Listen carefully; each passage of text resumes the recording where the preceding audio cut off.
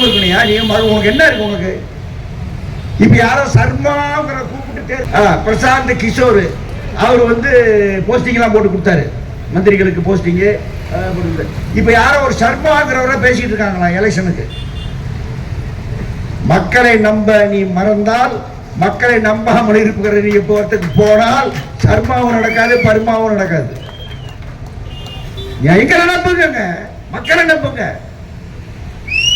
நீ கொடுக்க வேண்டியது கொடுக்க மாட்டேங்கிறீங்களா? எடுத்த காசை கொடுக்க மாட்டேங்கிறீங்களா? என்னங்க நாங்க கேட்கிறோம், ஓய்வு பெற்றவருடைய பஞ்சப்படி 108 மாசமா நீங்க நிறுத்தி வச்சிருக்க இந்த ஜியோவை போட்டது அதிமுக. நீங்க இங்க இருக்கிற கட்டடத்தை யார் கட்டினா? கலைஞர் கட்டினாரு. எந்த கட்டடம்? இத இந்த ஓமந்தூர் ஆஸ்பத்திரி இருக்குது, அந்த கட்டடத்தை கட்டினாரு. அந்த கட்டடத்தை கட்டுற போது அதை பார்த்து டெய்லி கட்டடத்துக்கு வந்துடுவாரு. கொத்தனார் வர்றாரா இல்லையா, இவரு வந்துடுவாரு. ஏன்னா அவ்வளவு பிரியமா கட்டினாரு அந்த கட்டடத்தை. அங்கதான் சட்டசபை இருக்கணும்னு கட்டினாரு. அது கட்டினாரு, எல்லாம் பண்ணாங்க.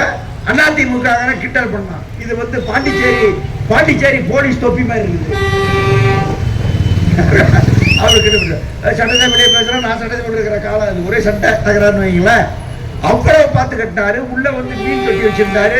டெய்லி மீனுக்கு சோறு போடு வராங்க. போய் இவ்வளோலாம் போயிட்டு தாருங்க. அவ்வளோ பிரியமா வச்சிருந்த அந்த கட்டிடத்தை ஜெயலலிதா ஆட்சிக்கு வந்த உடனே அது ஆஸ்பத்திரி, அது இனிமே சட்டசபை கிடையாது போயிட்டாங்க. போட்டாங்களா? இந்த மாதிரி ஒரு ஒரு எந்த விதமான இதுவும் கிடையாதுங்க. நீங்க கலைஞர் அப்படி ஆசையா கட்டது எப்படி அந்த அம்மா கொண்டு போச்சோ அதே மாதிரி போக்குவரத்து கழகத்தை அவர் தான் உண்டாக்குனா. நீங்க தான், நாங்களும் சொல்றோம், எல்லாரும் சொல்றோங்க. இந்த இந்த இது எப்படி போச்சா அப்படி அது ஜெயலலிதா பண்ணாங்க. இப்ப நீ பண்றீங்க போக்குவரத்து கழகத்தை கொஞ்சம் கொஞ்சமா தனியார் கொடுக்கறதுக்கு. கான்ட்ராக்ட் விடுறதுக்கு என்னங்க மெத்தடு? என்ன நிலை? எந்த சட்டத்தில் இடம் இருக்கு?